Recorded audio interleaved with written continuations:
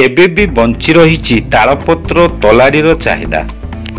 ଗଜପତି ଜିଲ୍ଲା ଏକ ଆଦିବାସୀ ଅଧ୍ୟୁଷିତ ପାହାଡ଼ ପର୍ବତ ଘେରା ଉପାନ୍ତ ଅଞ୍ଚଳ। ଏଠାକାର ମୁଖ୍ୟତଃ ଜୀବନ ଜୀବିକା ହେଲା କୃଷି। ପ୍ରାୟତଃ ଜିଲ୍ଲାର 7ଟି ବ୍ଲକରୁ 3ଟି ବ୍ଲକରେ ଧାନ ଚାଷ ହୋଇଥାଏ।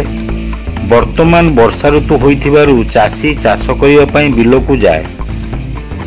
ବର୍ଷା ଦାଉରୁ ରକ୍ଷା ପାଇବା ପାଇଁ ତଲାରୀର ବ୍ୟବହାର କରିଥାଏ ଚାଷୀ। ଚାଷୀଟିଏ ହେଉ କି ଶ୍ରମିକ ହେଉ, ଖରା ଦାଉ ଓ ବର୍ଷାରୁ ରକ୍ଷା ପାଇବା ପାଇଁ ଖୋଜା ପଡ଼ିଥାଏ ତଲାରୀ। ତାଳପତ୍ରରେ ନିର୍ମିତ ଏହି ତଲାରୀ ଏବେ ବି ଚାଷୀ ଓ ଶ୍ରମିକଙ୍କ ପାଇଁ ଅତି ଆପଣାର ଜିନିଷ ହୋଇ ରହିଛି। ତଲାରୀ ଆମର ଚାଷୀ ଲୋକକୁ ତଲାଟା ବଞ୍ଚେଇ ରଖିଛୁ। ତଲାରୀ ଯୋଗୁଁ ଆମକୁ ଥଣ୍ଡା କୌଣସି ଦିଗକୁ ଗଲେ ହେଲା ଆମ ତଲାଟା ଥାଉଛି। ଆମେ ଏତିକି ତଲାଟା ମୁଣ୍ଡେଇ ରଖିଥାଉ। ଖରା ବର୍ଷାରେ ମଧ୍ୟରେ ଆମ ତଲାରୀ ଆମ ମୁଣ୍ଡ ଉପରେ ଥାଉଛି। କ'ଣ କହିବେ ତଲାରୀର ବ୍ୟବହାର ଆଜି ପର୍ଯ୍ୟନ୍ତ ଲାଗି ରହିଛି, ଏହାପରେ କ'ଣ କହିବେ? ଆଜ୍ଞା, ତଲାରୀ ବାଧ୍ୟ ଆମକୁ ଦରକାର। ଆମେ ଚାଷୀ ଲୋକ, ଆମେ ବିଲ କାମ ତ ଝଡ଼ି ବର୍ଷା ହଉ ରୋନ୍ କରୁଛୁ, ଆମକୁ ଦରକାର ନାହିଁ କି କପଡ଼ା ରୋନ୍ କପଡ଼ା ଏଗୁଡ଼ା କିଛି ଦରକାର ନାହିଁ।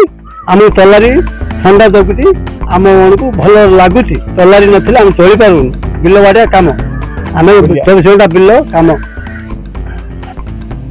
ଝିପିଝିପି ବର୍ଷାରେ ଚାଷୀଟିଏ ତଲାରୀ ପିନ୍ଧି ନିଜ ଜମିରେ ଚାଷ କରିଥାଏ।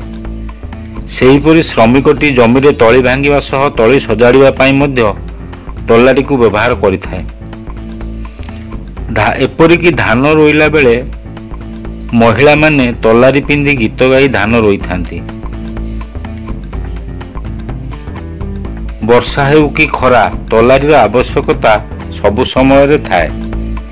ଏବେ ବି ତାଳପତ୍ରରେ ନିର୍ମିତ ତଲାରୀ ଚାହିଦା ରହିଛି। କି ଧନୀ କି ଗରିବ, ଛତାର ସ୍ଥାନ ତଲାରୀ ପୂରଣ କରିଥାଏ।